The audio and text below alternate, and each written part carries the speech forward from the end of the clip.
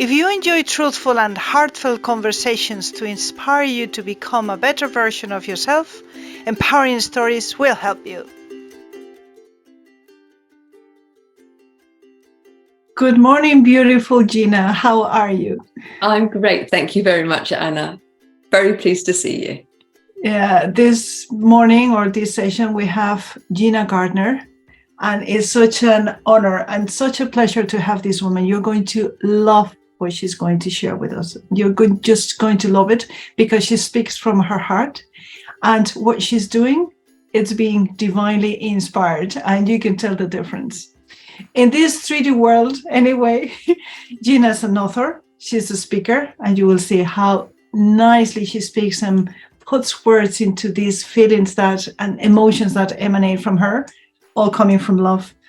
And she's a transformational and leadership and empowerment coach and trainer. She leads by example. She's a product of her product. Would that be fair to say that? Yes, I do try to walk my talk and be authentically, genuinely. Tell us, Gina, how come that you ended up doing this? Because I suppose that when you were 6, you didn't say, when I grow up, I want to be a transformational coach. I'm guessing you didn't say that, right? No, I was saying I wanted to be a vet, but then my dad told me that they might bring spiders in to sort out their broken leg. And I decided that perhaps I didn't want to be a vet. Oh my God, that was my option number 1, to be a vet. Can you believe it? I love animals, and so I am the well, some people would think the owner of my cat. I'm actually his slave. He's convinced that I'm his slave and behaves accordingly. We're their staff. Yes, very definitely under the thumb. What happened between you being a vet or not being a vet and the spiders and now having that banner behind you? I was pretty unhappy at school. I didn't fit in. I moved schools several times because my father's job moved. And I didn't really find myself until I started my professional life as a teacher. And as soon as I started to teach children, I felt I'd come home. I was good at it. I loved it. And I was promoted very quickly. I became the deputy head of a large school at the age of 28 to be the catalyst for change. And I worked with the head teacher. My first 2 heads were terrible examples of leadership, how not to do it. And then I went to work for a guy called John North. He was a lovely, lovely man. The first 6 months of the year, we were really busy planning strategically how we were going to move the school into the 20th century because it was very old-fashioned. And then I went skiing. This is February 1983. And on the 19th of February, I had a very serious ski accident. I was with friends. They took the wrong turning and we ended up on the Schindelgratz, which is the most difficult Black Diamond run in St. Anton, rather than the green run that they had planned. To cut a long story short, I'd skied a third, I'd fallen, I'd managed to get to where my friends were all sitting on giant moguls, which are, it's ice that's been carved out by the weather. And these were literally 6-foot moguls. I mean, most of the time they're smaller than that. And we'd taken our skis off, each of us sitting on a mogul, rather like an elf sitting on a mushroom. It was a very hot, sunny day, and the top of my mogul gave way. And I fell between 150 and 200 feet, bouncing down the mountain, nowhere to land because it was so steep. Fortunately, I knocked myself out, and the last thing I remember is hearing a scream. That was me. Now, the one good thing about it is having skied a third, fallen a third, skied a bit more and then fallen a lot more, I was pretty well at the bottom of the black run.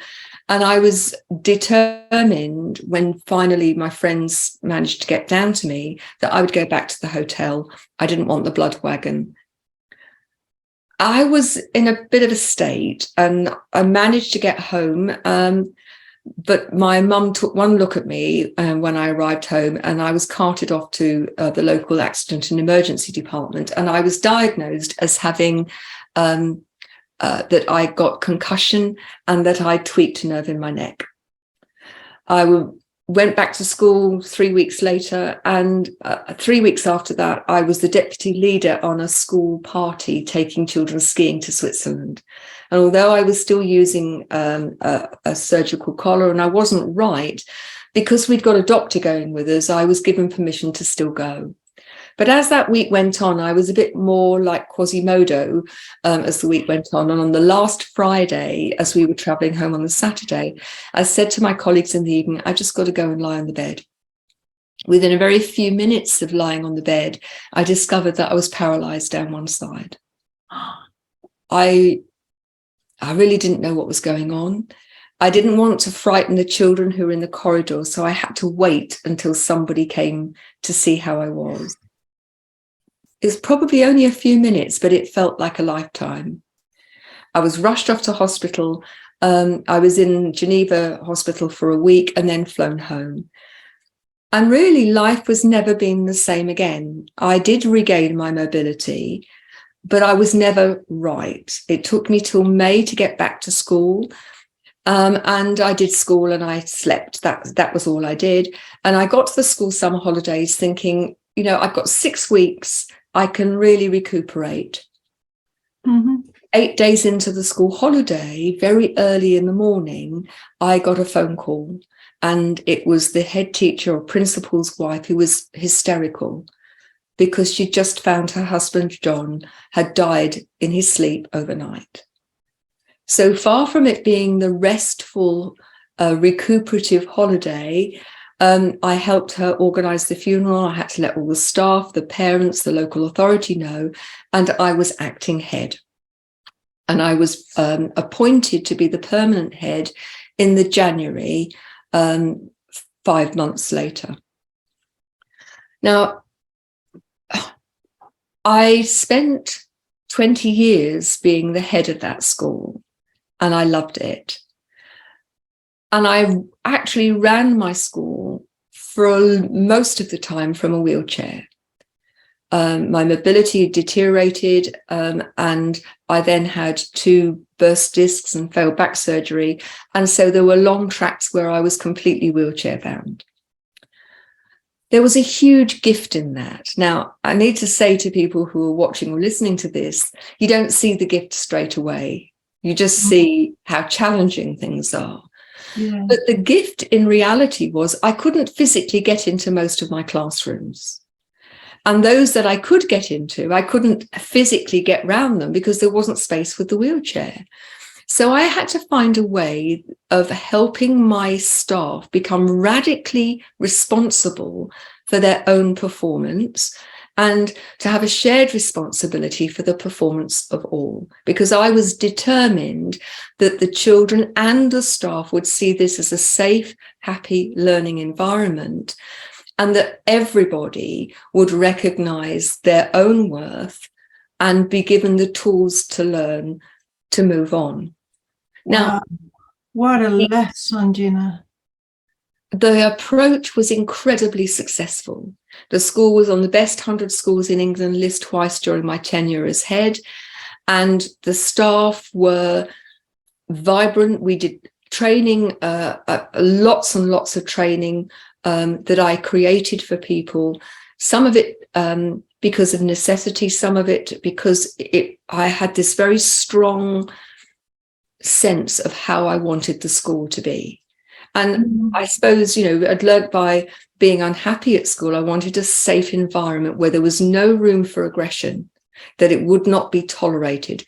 Did that mean that there wasn't sometimes aggression from children to children or from parents? But we trained the staff that they could deal with difficult people and difficult situations without aggression. Because you've got to model the behaviours that you want as a parent, as a teacher, as a leader. And so it's no good saying to children, we don't tolerate aggression, if you're screaming at them and saying, we don't tolerate aggression. And so we had to give people the tools to do that. Now, my school was in Romford, and Romford's an interesting place. It is intrinsically quite aggressive. And before parents learnt to trust me over time, if you're there for a long time and people know that you will listen, we had a long drive to the school, and I can remember we called them the Fluffy Slipper Brigade, because a child would go home and complain about something, and the parents would come bustling up this long drive and not have changed their slippers into shoes. But the parents learned that if they came and they talked, we would listen, and that shouting and screaming and hollering didn't get you anywhere, that actually we had the children's best interests at heart. And if that meant that we were being tough on the children, it was because we cared. We expected a lot from them. You know, you and I were talking before this about unconditional love. And I think for me, I loved my pupils and my staff, and I expected a lot from them. And so I modeled the behaviors. So I could say to a child or to a member of staff, we speak to each other with respect. You never hear me being rude about anybody or to anybody. You never hear me screaming at anybody, and I don't expect it of you. And so modeling those behaviors was very important, but also setting boundaries. You know, here is the line. If you cross the line, you get nobbled and there's consequences. But if you don't cross the line, then there are all these wonderful things that you have access to. And so children learned, and parents and staff, that actually by being nice to one another, by managing your emotions, not burying them, not ignoring them, but actually acknowledging them, but doing something constructive with them was the way forward. And the school was very, very successful. And I did a number of roles outside school to bring a budget into school, because we had a terrible budget. So I worked for the National College of Leadership. I worked for the London Institute as a trainer facilitator. We were a beacon school, and so we were given funds to help other teachers and other schools develop leadership in the same way. I became a workforce reform advisor for the government. None of these roles were done all at once. They were done singly, but they brought an income into school and they kept the school at cutting edge. But I was working a 14, 15, 16-hour day, and my health was deteriorating. And in May 2004, I was given an ultimatum by my neurologist, who said, carry on as you are, and you will not only be housebound, but this is now beginning to affect all sorts of things. You've got to stop. And so I made the really difficult decision that I was going to leave headship, because I couldn't do half a job. And so in autumn 2004, I retired from headship. And around the same time, I also had an internal spinal stimulator fitted, because at that time I was wheelchair bound. I couldn't walk at all. So I'd left school. I'm 51, and I think, who am I? My identity had been so tied up with being a head teacher, being a principal. I was back to being a teenager and not sure about myself, and, you know, what am I going to do? And so I took myself off to do a research project. I created one because I believed that all industries were facing the same issues that we had in education about developing leaders, both in terms of emerging leaders and then developing senior leaders. And of course, I found... And in families as well, right? Because absolutely, in every situation, we have the capacity to lead ourselves and to lead others. So whether it's a friendship group or as a parent or as a partner, we are leaders. And so when I talk about leadership, I talk about it in the broadest sense. So from 2005 until 2009, I've always done life coaching. I did that even when I was a serving head. I was a qualified life coach. But I then started to work mainly with corporates, doing coaching, leadership, training and facilitation. until the recession. And in 1 week, every one of my contracts was cancelled, the whole year's contract. So I thought, well, what am I going to do now? Because most of my income came from the corporate work rather than the individual coaching work. Yes. But I'd already started to work as a visiting lecturer for Essex University Business School around the development of leadership. And they would commission me out to go and talk to and work with usually SMEs, businesses of under 200 people. And I was always invited back, usually for things that could have been avoided.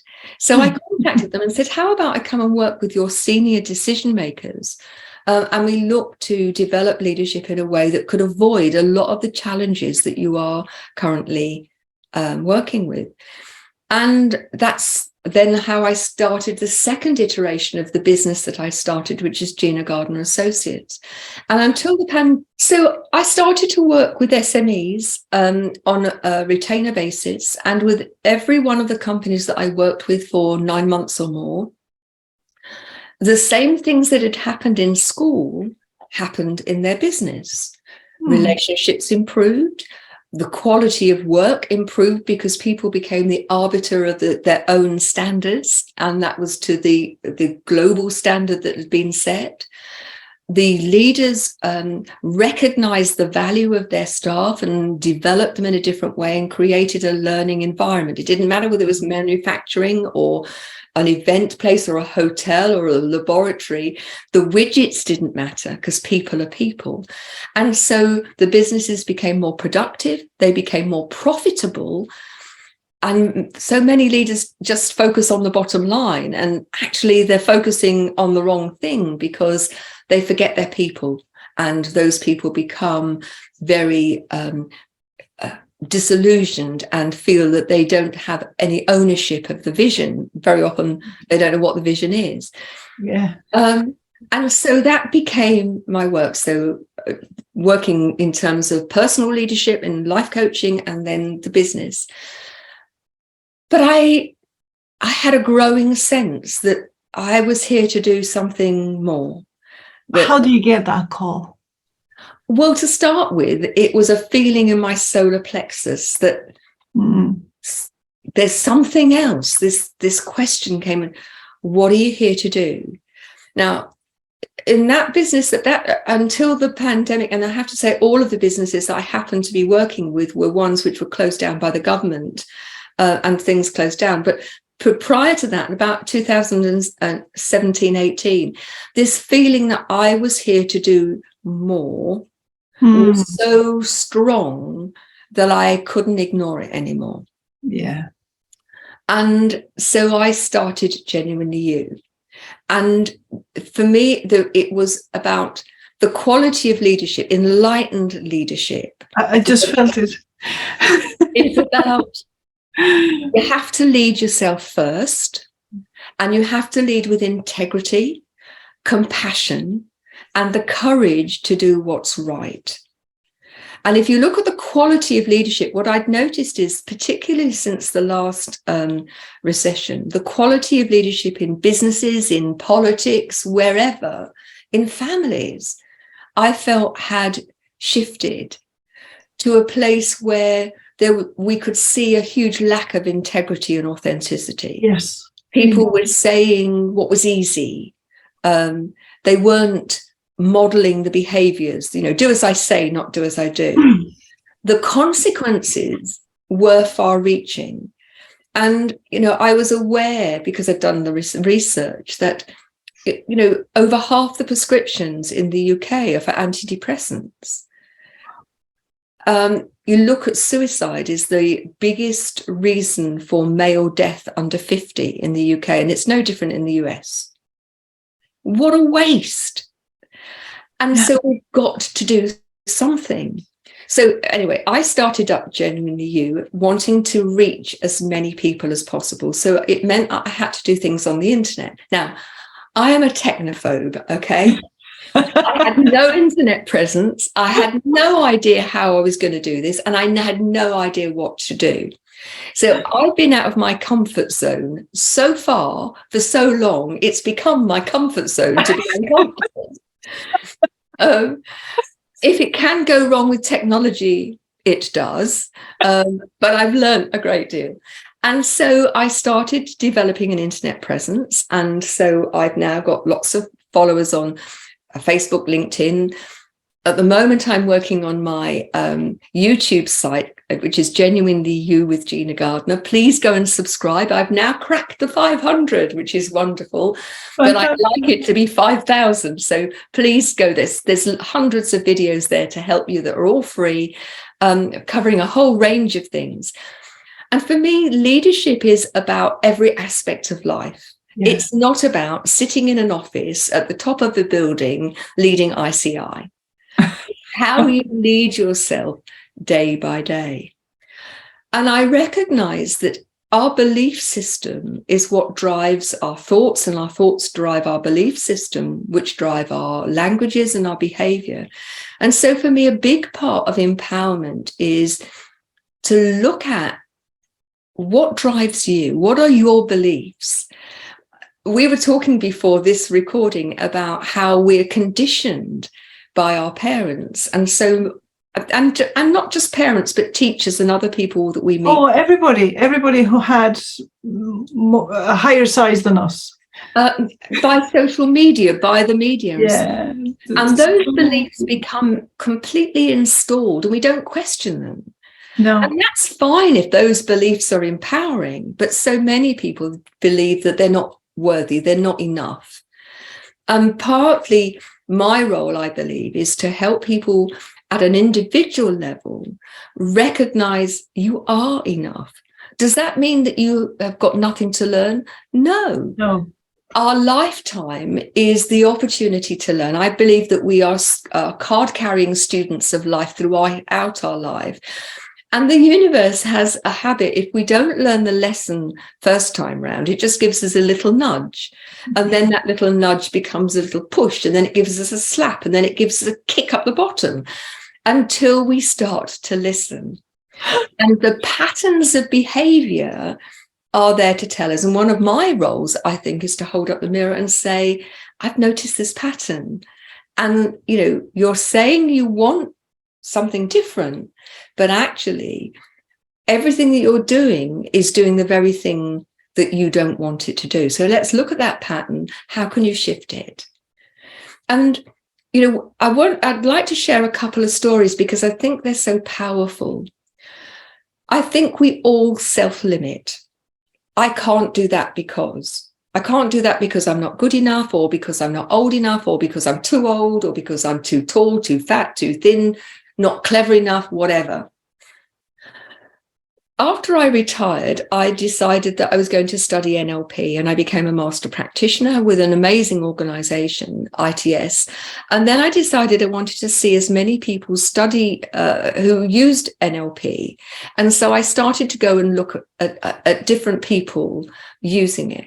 And I ended up at the Excel Centre in London, which is a conference centre. Yeah, I know it.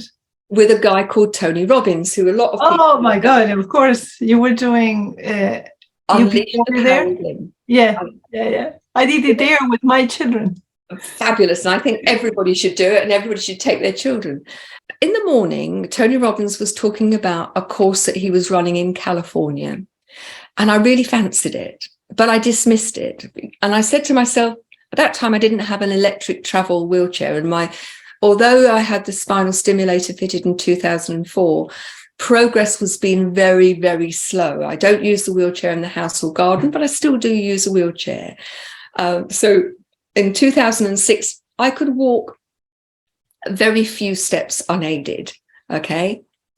And I thought, well, I've only got a manual wheelchair. I'd never manage. How could I manage to go away on my own, fly across the pond and go to this course? So I dismissed it, even though while I was a head teacher, principal, I worked all over the country, but I always had the same taxi driver pick me up, take me to where I was going, wait for me and bring me back. So whilst other people would think that was really adventurous, actually it wasn't. It wasn't.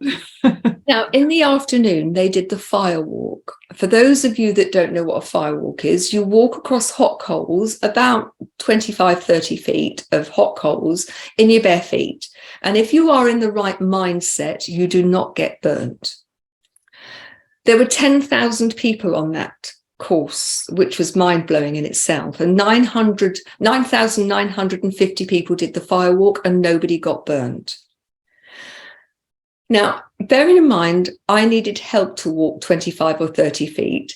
So I had somebody on each arm and I walked across the hot coals and I was absolutely chuffed to little mint balls that I had managed it.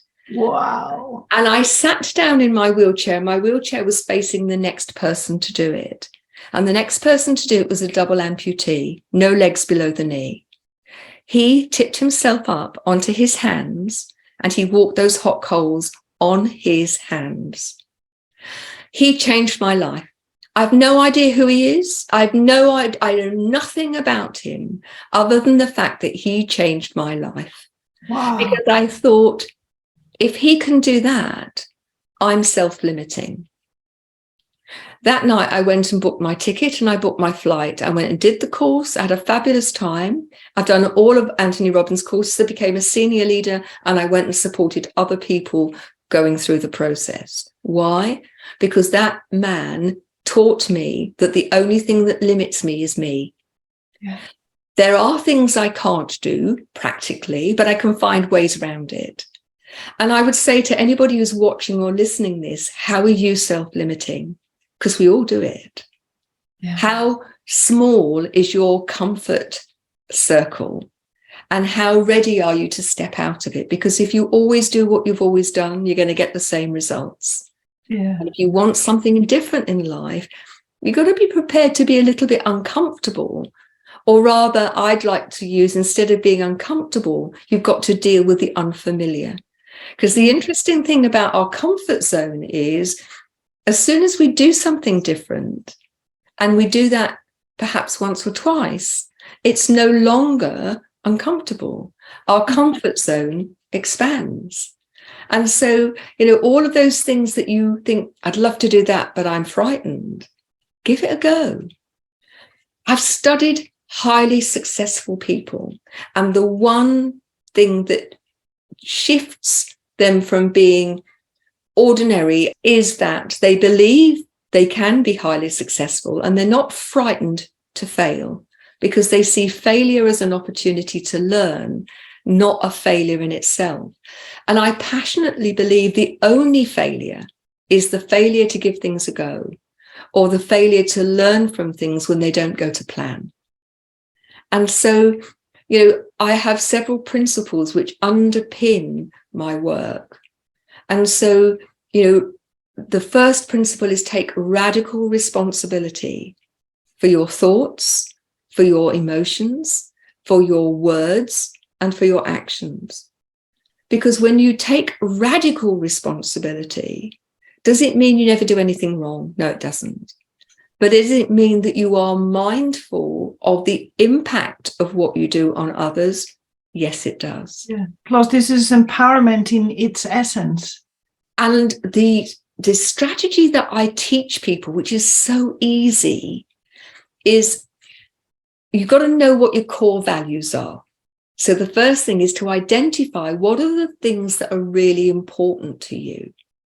Now, for many people, they use big words like love, integrity, fidelity, hard work.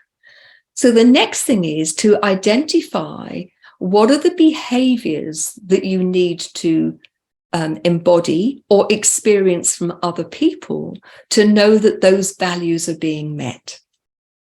So let me give you an example. I was working with a couple, and I work with individuals, couples, teams, and whole organizations. They were a couple who were going through a difficulty with their marriage. So I asked them individually to do their values, and love was top of both of their lists.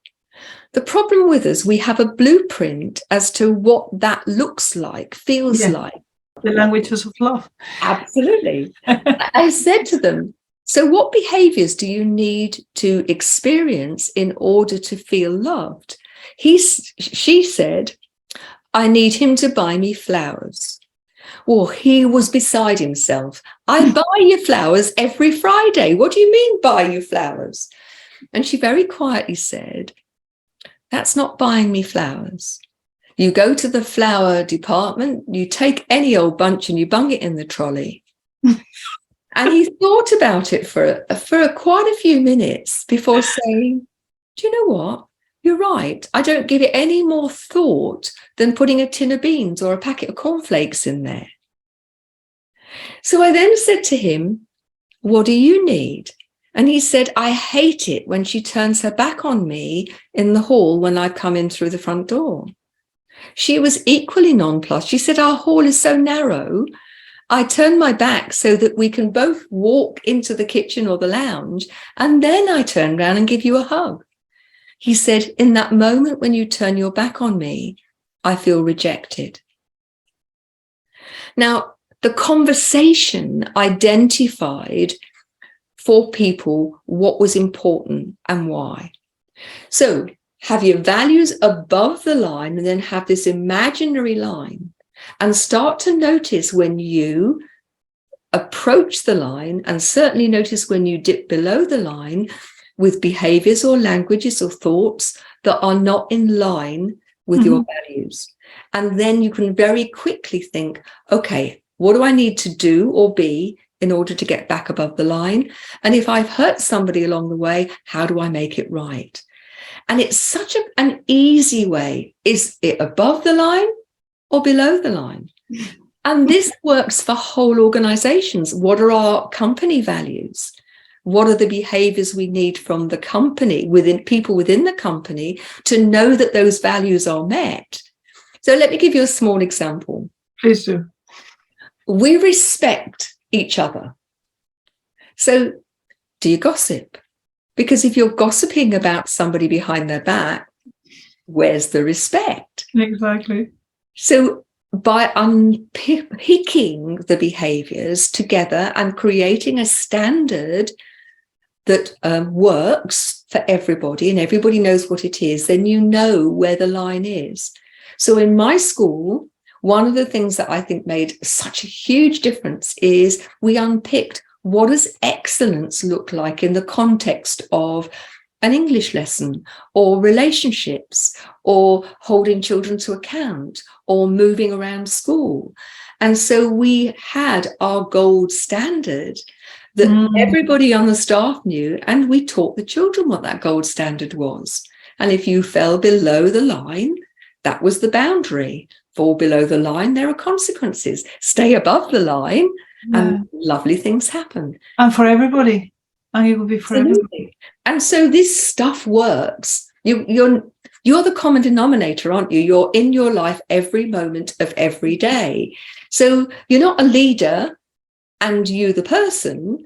You are you the person who happens to be in a leading role in this time, and perhaps in a team role in another time. The continuum.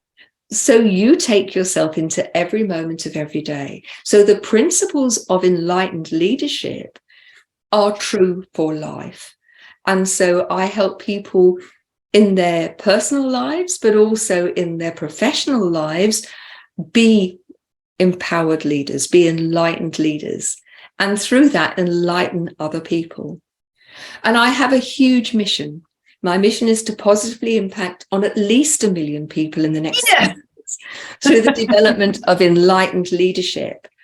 And I do that through Facebook, LinkedIn, YouTube.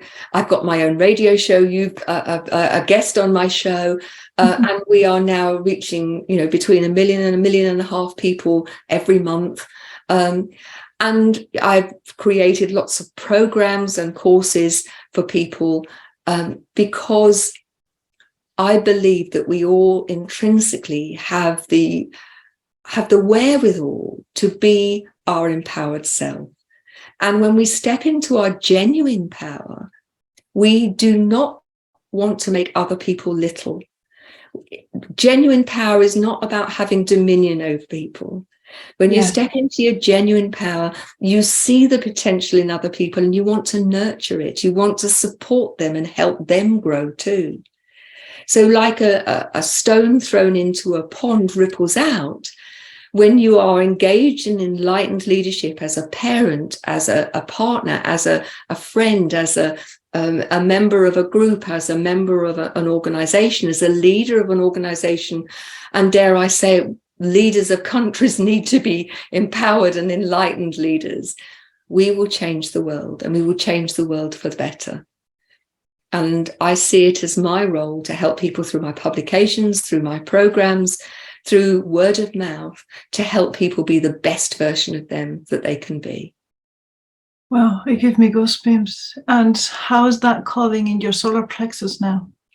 Well, it's my solar plexus feels comfortable. I don't have that real feeling that do I get frustrated because things aren't going as quickly as I would like to? Yeah, absolutely. Could things work more quickly? They could. But for people who are listening to this, I would say to you, come and join in, come and be a catalyst for positive change, because how you show up day by day will make the difference. How you speak to somebody leaves a living legacy. When you are critical of someone without it being developmentally positive, you are leaving a negative legacy. When you champion someone else, you are leaving a positive legacy. Moment by moment, we have the opportunity to make a really big difference now. An idea that changed my life, Gina, was thinking that by me being genuinely me, I could help others way more, not just me, Yes. others. Because when I'm embodying somebody else's expectations, ticking their boxes, for me it's a strain because it's imposed. It's something that doesn't come natural with me. However, I needed to learn to be me, because there was a point of my life, I remember standing in my living room back in Spain and thinking, what do I want to do today? The children were in the crèche or in school, my husband was working, and I was standing there and I didn't know what to do with my life. I didn't know what I wanted, because I had trained myself to serve others, to work on their dreams, that mine were gone, nowhere to be found. So what would you tell to people who are at that point so used to be working in other people's dreams that they have forgotten about them, what they want, what they like eating, what they're like getting dressed in, what kind of movies they like? I think it's a continuum, and I think there are people who have been so conditioned that they have no inkling of who they are and of what they want. And there are people who are aware of what they want but feel trapped at the other end, who feel trapped because if I don't do what other people want me to, they won't love me and I'll feel rejected, and I can't bear the thought of that, and all stations in between. And I think the first thing is to be aware that there are 8 billion people on the planet. We are all unique individuals. There's not one of us who is intrinsically the same as the other. And I think this is a process. For some people, it may be an instant awareness, but for most people, I think it's something that grows. And I think part of this is being comfortable or getting comfortable to be with yourself. I think so many people are conditioned to be busy being busy, that they're frightened of being on their own, of being quiet. And I think you get out in nature, go and take yourself for a walk. I find it much easier to be with myself when I am in nature. Go and find a lovely tree and sit under the tree and just allow yourself to notice what's there, to be present in the moment. And I think for so many people, they're rarely present in the moment because they don't know how to be. And if you allow yourself to be quiet and listen to that voice in your head, then you have a chance. Now, I want to be really clear. There is a voice in your head which will say, you should have done this and you shouldn't have done that. And why didn't you? And you must, and you haven't, and all of that. Okay. That's mommy and daddy and the teacher. Absolutely. Now, let me share with you a story. I was working with a client. She was a fairly new client, and she was saying, I've got this blooming parrot in my head that's squawking at me all the time. I can't make it quiet. And I said to her, what do you do with parrots that are in a cage to stop them squawking? And she said, well, you put a cover over them. So I said, well, why don't you put a cover over your parrot? She said, no, I'll go one better than that. Excuse the language. She said, I'm going to shoot the bloody parrot. And I share that because it makes people laugh. And I think we take ourselves so seriously. If you've got a parrot squawking in your head, shoot the bloody parrot and just tell it, actually, I don't need you, that you are giving me the messages that belong to other people. And just allow yourself to develop being comfortable with just being for 1 or 2 moments. And I've got publications that are there to help you. You know, I am the embodiment of a human doing. I've had to learn to be a human being because being busy is how I was taught. If we sat doing nothing, my dad would say, go and do something useful. Yes. And that's what I've done all my life. I'm a recovering workaholic. Being has always been harder for me than getting on and doing. But it's baby steps.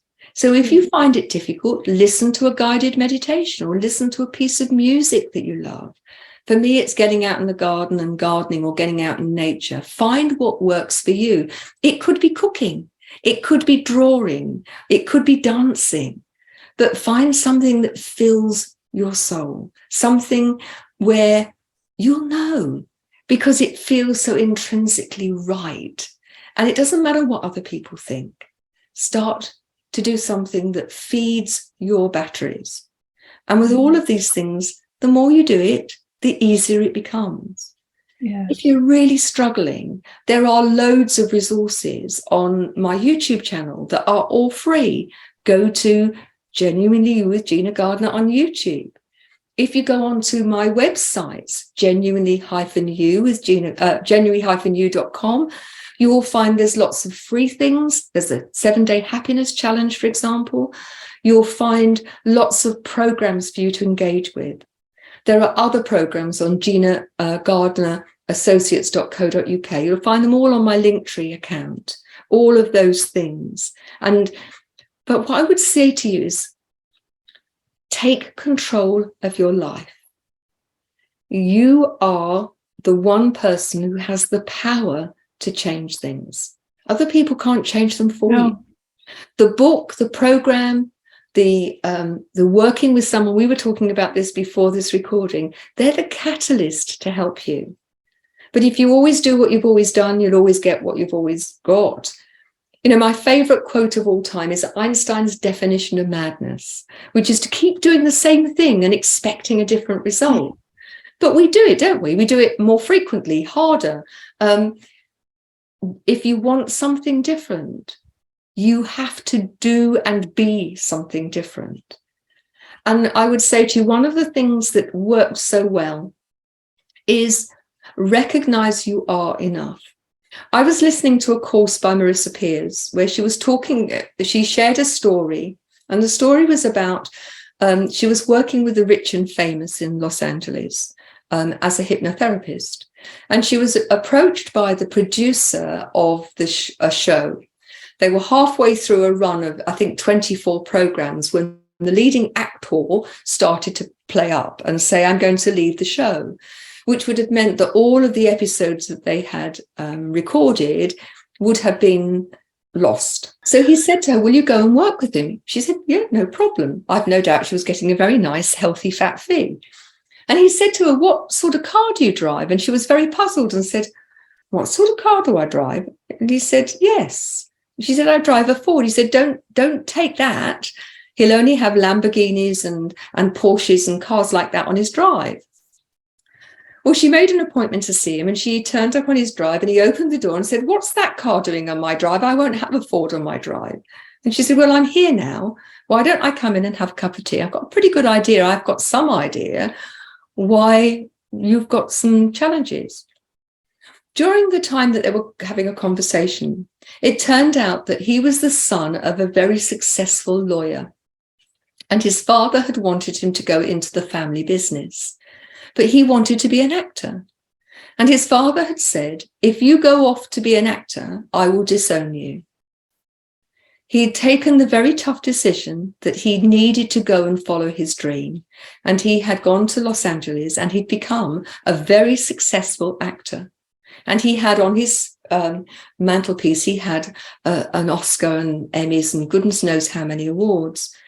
But the problem was his father died before he had become successful. Mm. And she said to him, "The problem is you're trying to prove to your father through all of these behaviors and material things that you're good enough. The reality is you are good enough." So she took a red lipstick and she wrote on every mirror in the house, and there were lots, "I am enough." And she said, "What I'd like you to do is every time you see it, I want you to repeat the words with real conviction, 'I am enough.'" A few weeks later, she phoned him and said, "How are you getting on?" And he said, "Do you know what? I'm feeling better." 6 months later, he phoned her and said, "I'm going out with this lady who is wonderful, but she's not a supermodel. She's a hairdresser, and she's so down to earth, and we are really happy." And sometime later, she had a phone call inviting her to the wedding. Wow. Now, I was listening to this, and I, at that time, ran a women's empowerment group, an in-person group. It was before the pandemic. And I thought, you know what, I think this is a really good idea. So I made some posters on A4 paper, decorated them, and they just had the words, "I am enough." And I said to my ladies, "I want you to put them around the house," because I recognise that red lipstick is a pain to get off a mirror. It's so much easier to use. I know, I did it. Put it on the back of the loo door, so when you're sitting on the loo, you can see it. Put it on the fridge, put it on the front door. And a month later, because we met once a month, they came back and they used words like transformational. "I feel more assertive. I've spoken to my boss, and I've done this and I've done that. I feel really good." And so since then, I've used this with thousands of people, but I've slightly changed it. So I ask people to say 3 times, "I am enough," but in a very particular way. I am enough. I am enough. I am enough. And to say that several times a day, every time you see your poster, and if you go on the website, I've had some beautiful posters with landscapes and flowers made, because then they look nice and you can have those to put up in your house if you don't want to make your own. It works, because what it starts to do is to change the way the brain operates. And the brain's rather like an old-fashioned vinyl record. You know, those grooves, we get stuck in those grooves, don't we? And this starts to act as a knife across those grooves and starts to recalibrate the brain and create some new neural pathways. And in doing so, it helps us feel good about ourselves. It works for people who are depressed. It works for people who are anxious. It works for people who just don't have any self-confidence.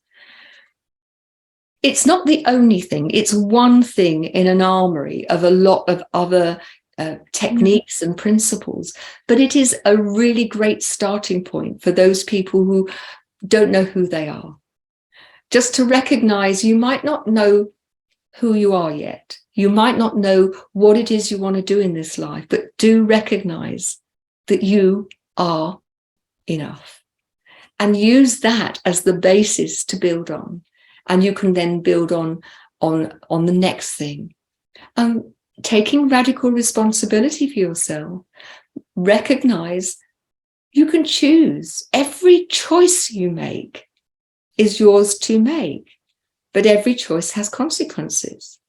And the choice not to make a choice often has the most far-reaching consequences. So if you have become aware that you don't like your life and you allow your life to continue as it is, that's your choice. Yeah. But it will have consequences. So as we record this, it's January. Lots of people have made and already broken their New Year's resolutions. So I would say to you, don't wait for the 1st of January. Today is the beginning of the rest of your life.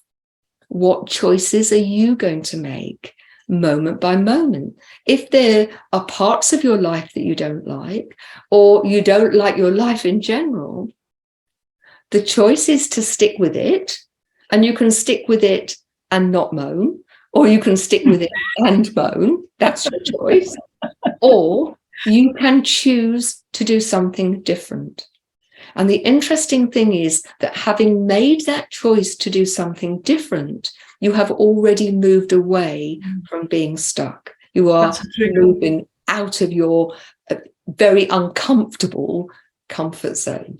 Get some help. There are lots of things that can help you help yourself. That's why the books, I've got over 30 publications. There's lots of programs there to help. But ultimately, they're only going to help you if you use them. And latterly, I've started to write intentional journals. I've got conventional books, but the intentional journal shares a particular set of principles and then gives you an opportunity to embed those over the next 30 or 60 days in little bite-sized chunks. So it makes it easy. Yeah. And I've got them for life, in terms of your owning who you are spiritually. I've got them in terms of leadership, if you are a sensitive or an empath, your health. The books are there to help you, and the videos are there to support your growth too. So if you've got no money, there are things there to help. If you want to accelerate that and go on, buy the programs or do some one-on-one work, then I can help you accelerate that process. But whether you're going to do it by yourself or not, I really urge you. The only thing you have that we are absolutely sure about is this moment. Move your ass. Love it. The past is gone. Its purpose and its only thing it can do is to teach you lessons, give you the gift of that learning. The future may never happen in the way that we think it might. All of that anxiety about, what might happen? We don't know. We don't know. So how are you using this moment by moment? And there are so many things that we could talk about. One of the biggest gifts that you can give yourself is forgiveness. And I think so many people get stuck in that should, must, shouldn't, and they don't forgive other people because they think that by forgiving, they're condoning the behaviors that cause the hurt. I've worked with a lot of abused people and recognize that forgiveness is not about forgetting and it's not about condoning. Maybe we can talk deeply about forgiveness in another episode. Absolutely. I think it's so important. Yes, it does. Holding on to hurt is like giving yourself the poison and expecting the other person to die. Exactly. There are so many things. You can choose to be happy. Are you somebody who says, I'll be happy when I've got the perfect partner, the perfect job, I've got the big house, the big car, I've got kids who don't need to be nagged to tidy their bedroom and do their homework, and I've got a dog that never barks or does anything naughty. We create these conditions, and then when they're met, we create more. Why not choose to be happy now? Life doesn't have to be perfect for you to be happy in the moment. You can be grateful for much in your life, and gratitude, I think, is a huge tool. Collect gratitudes, make it easy. There are just so many things, and people will find lots of these things very easy, quick videos. Go and have a look. Thank you so much for your generosity, putting all that information out there for us to benefit from it. Thank you so much for your time here. Thank you for this wisdom that you've shared so eloquently. Thank you for being you, generally you, Gina. Thank you for speaking from your heart. We can feel that. We can feel that your solar plexus is talking to us and saying, hey, I found my way. Oh, So for thank all you. that, thank you very much. And for all of you, dear audience, contact with this beautiful woman. Use her and apply it to yourself. And then spread the word, because we can do it. All together we can do it. Gina, I love you. Thank you, and I love you too. It's been a real pleasure. Thank you so much.